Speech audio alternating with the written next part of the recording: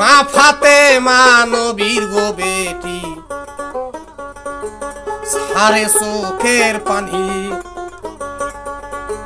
বাবার গলা দইরা কানছে মায়ে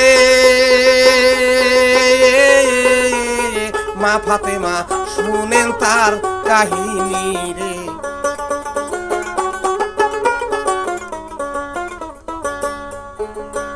এমন কান্না করলো গো শুরু বাজান আমার কোনো দাবি নাই বলার কোনো কিছু নাই কায় আমার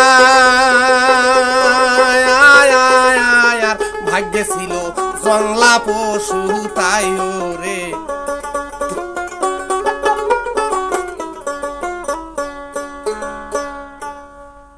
বাবার গলা ধরে কেঁদে হযরত ফাতেমা কেঁদে অস্থির হয়ে গেলেন বলতেছে বাবা আজ আমার বলার কিছু নাই আমার দাবি বলতে কিছু নাই কারণ আপনি বাবা হইয়া আমাকে একটা পশুর হাতে জংলা বাঘার হাতে তুলে দিয়ে যদি আপনি শান্তি পান তাতেই আমি সন্তুষ্ট এর চেয়ে সন্তুষ্ট আর আমি ভালো কিছু চাই না আর মা ফাতেমা কেঁদে গো বলে এবার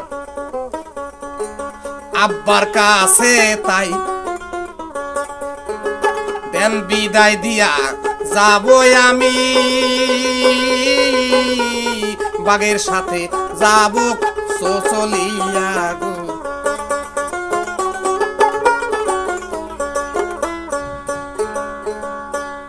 দয়াল নবী মা ফাতেমার কাছ থেকে যখন বাহিরে আয়েশা সাহাবাদের সাথে কথা বলতেছিলেন নবী করিম সাল্লাল্লাহু আলাইহি ওয়াসাল্লামের সাহাবাগণ বলতেছে হুজুর আপনি বাঘার সাথে আপনার বেটির বিবাহ দেন আমাদের কোনো আপত্তি নাই তবে আমাদের একটু কিছু কিছু বিষয় একটু চিন্তা ভাবনা হচ্ছে আমার দয়াল নবী বলতেছে বাবা কিসের চিন্তা তোমাদের যে হুজুর এই আপনার বেটিকে যে বাঘার সাথে আপনি বাঘার হাতে তুলে দিবেন জঙ্গলের বাঘ সে কবুল বলতে পারবে না সে মহরণা দিতে পারবে না আপনার বেটিকে নিয়ে এই বাঘ থাকবে কোথায় সে তো জঙ্গল ছাড়া বাড়িতে থাকে না সে লোকালয়ে থাকে না সে থাকে নির্জন জঙ্গলে যেখানে মানুষ বলতে কেউ থাকে না তাহলে আপনার বেটি ফাতেমার কি হবে আরে দয়াল নবী বলতেছে তখন তোমরা মোটেই ভাইবো না এই দিকেতে মা ফাতেমা চোখের পানি ছাইরা জুরছে কান্দনা রে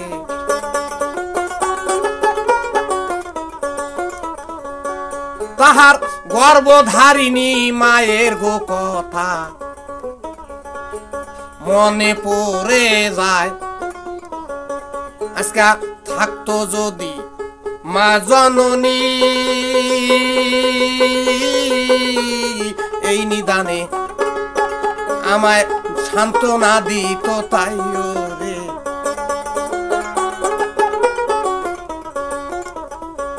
মায় জানতো সন্তানের গো ব্যথা মা জননী ঘরে নাই দয়াল নবী ডাকতে আছে মা জননী ফাতেমাকে তাই রে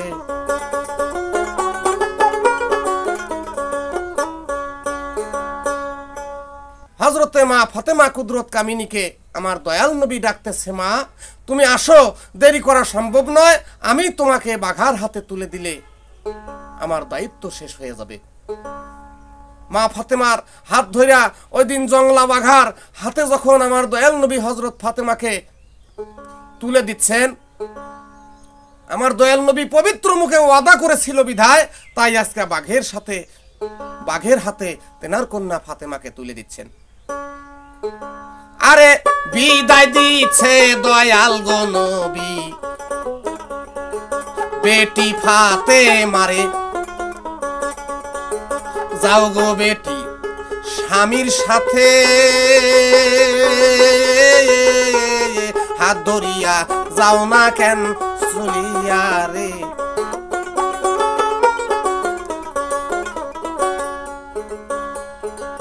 জংলা বাঘা হইল গো তোমার স্বামী, দুঃখ নিও না মনে, বনের পশু বইলা গাইল দিও না, অবহেলা কইরো না সংসারে রে।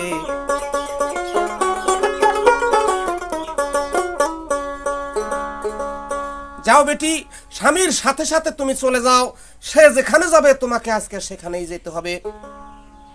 আর বনের পশু হইয়া তোমার স্বামী হয়েছে তাই বলে তুমি অহংকার করে বা মন খারাপ করে তোমার স্বামীকে কটু কথা কইও না।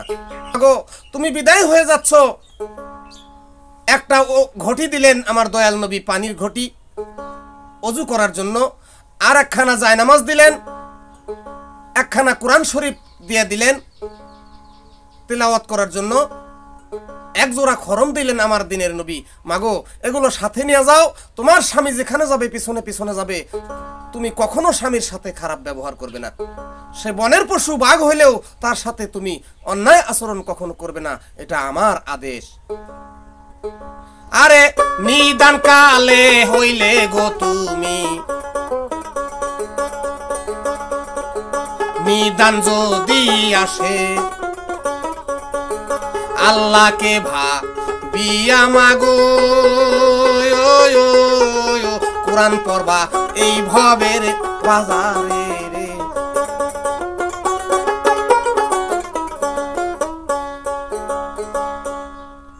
নিদান কালে যদি পড়ে যাও মাগো, তাহলে তুমি কোরআন শরীফ খুলে কোরআন তেলাওয়াত করবে, কোরআনকে তোমার বুকে ছাপাইয়া ধরবে, আর সময় মতো তুমি ওযু করবে, নামাজ আদায় করবে, আর স্বামীর যথা সম্ভব খেদমত করার চেষ্টা করবে। আরে বেটিকে বাঘের হাতে গো তুইলা দিল, শুনেন সমাচার, দয়াল নবী চোখের পানি ছেড়ে দিনের নবী কানছে যারে যারে রে।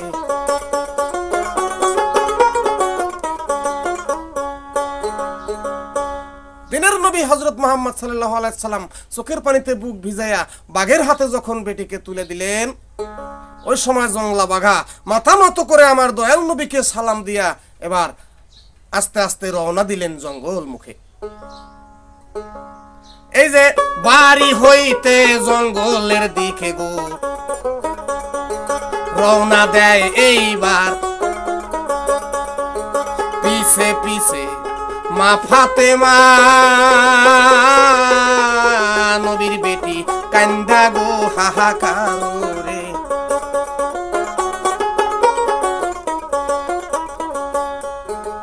কানতে কানতে মা রওনা গো দিল, বাঘের পিছে পিছে যায়, জংলা বাঘা কিছু দূর যাইয়া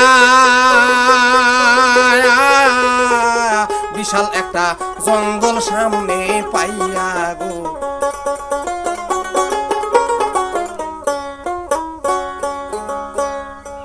জংলা বাঘা অনেক দূর যখন চলে গেলেন, যাওয়ার পর চিন্তা করে মনে মনে যে আমি যাব কোথায়, আমি তো আসলে অরিজিনাল বাঘ নয়, আমি নবীর বেটিকে নিয়ে আমি এখন যাই কোথায়।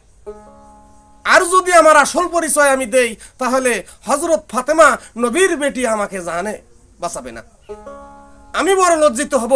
আমি হইলাম হযরত ফাতেমার চাচা, আর হযরত ফাতেমাকে আমি কত মা বলে ডেকেছি।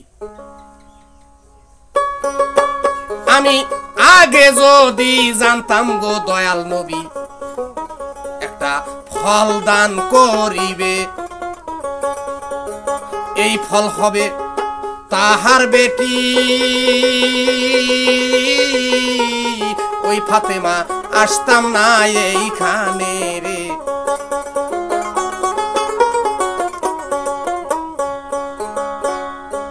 হযরত আলী বাঘ রূপে মনে মনে চিন্তা করে, সর্বনাশ, আমি যদি আগে জানতাম যে আমার নবী যে ফলটা দান করবে এই ফলটা তার বেটি হযরত ফাতেমা, তাহলে আমি এই ফলের জন্য যুদ্ধও করতাম না, আর এই ফলের জন্য আমি মসজিদেও যাইতাম না, আজ আমার এই বিপদ আসতো না। বড় বিপদে পড়ে গেছেন বাঘা। এবার বিপদে পড়ে সারা দিন হাঁটতে হাঁটতে যখন সন্ধ্যা হয়ে গেছে, আরে গভীর আগে জঙ্গলে গেছে, শুনেন তার কাহিনী। মনে মনে চিন্তা করে, আমি যদি থাকি না খাইয়া রে,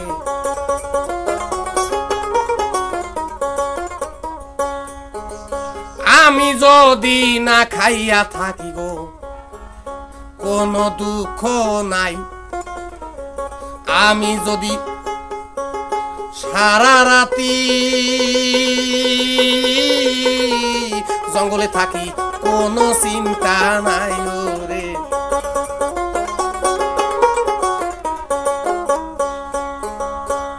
কিন্তু আমি যদি সারা রাত না খেয়ে থাকি আর সারা রাত যদি জঙ্গলের মধ্যে একা একা পড়ে থাকি, আমার কোনো অসুবিধা নেই। কিন্তু নবীর বেটি ফাতেমাকে নিয়ে আইসা আজ আমি কোথায় যাব? এই জঙ্গলের মধ্যে আমার যাওয়ার কোনো জায়গা নেই। কিছুক্ষণ ঘোরার পরে গভীর চিন্তায় যখন পড়েছেন, এবার বাঘা সামনে লক্ষ্য করে দেখে ওই জিঞ্জিরক জঙ্গলের ভিতরে বিশাল বড় একটা গর্ত দেখা যায়। একটা গুহা দেখায় ওই না রে বাঘা, ভাবছে মনে মনে, নিশ্চয়ই এইটা থাকার জায়গা হবে বুঝি, ভাবছে মনে মনে রে।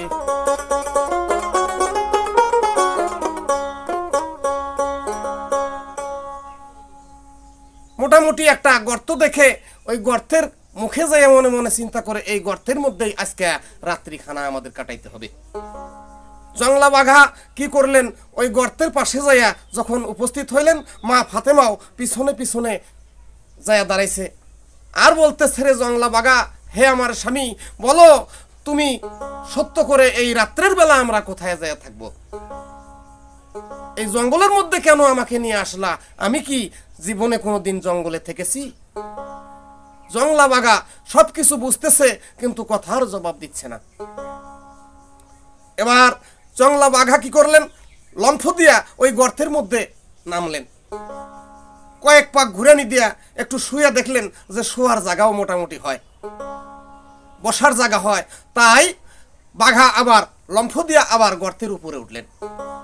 উইঠা হযরত মা ফাতেমা কুদরত কামিনীকে ইশারা দিয়ে বুঝাচ্ছে যে, হে জহুরা, তুমি গর্তের মধ্যে নামো। আরে মা ফাতেমা বুঝে না ভাষা গো, ইশারা বুঝে না। তাই তো এইবার জংলা বাঘা লম্ফ দিয়া গর্তে যায় নামিয়া রে।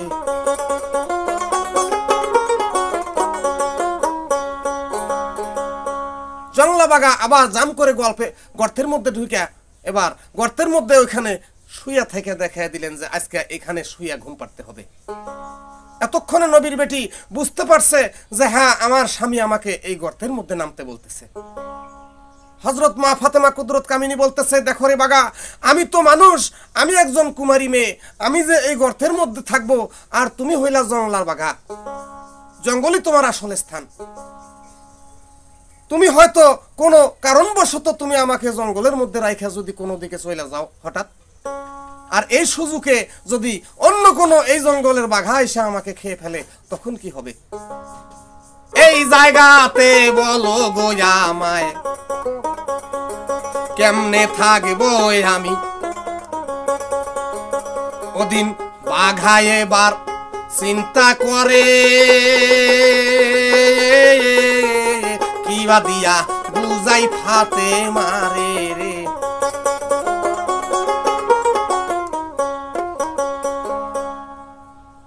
মনে মনে চিন্তা করতেছে, নবীর বেটি এই ফাতেমাকে আমি কি দিয়ে বুঝাই এখন?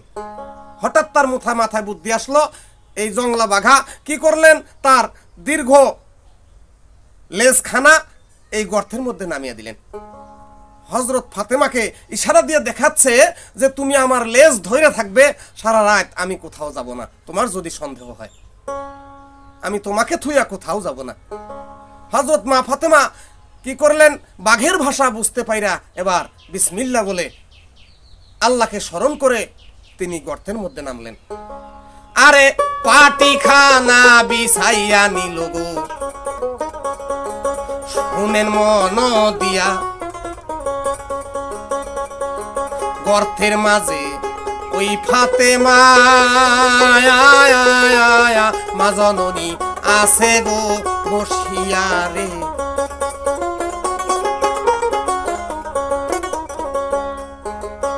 আজকা থাকতো যদি গর্ভধারিণী মাগো, আজ হবে বাইসায় আমার মা হইয়া কেমনে দিত নিজের বেটিরে বাঘের হাতে তাই রে।